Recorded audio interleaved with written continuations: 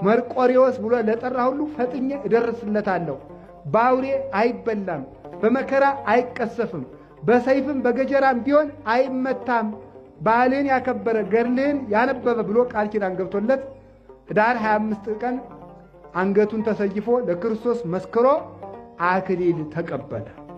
ከዚያ በኋላ ይኸው እንዘ ይሐድግ ርእሶ ለእንበለ ሰማዕት።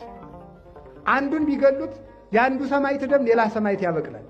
የአንዱ ሰማዕት ደም ሌላ ሰማዕት ያበቅላል። የሐዋርያት ደም መርቆሬዎስን የመሰለ ምስክር አብቅሏል። ኋላ ቅዱስ መርቆሬዎስ መኖሩን መሰከረ።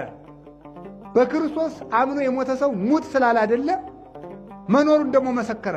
ክርስቶስ ጌታዬማ እንዲህ ያደርጋል ብሎ ቅዱስ መርቆሬዎስ ካረፈ በኋላ የሚገርማችሁ ነገር ያስደንቃል እኮ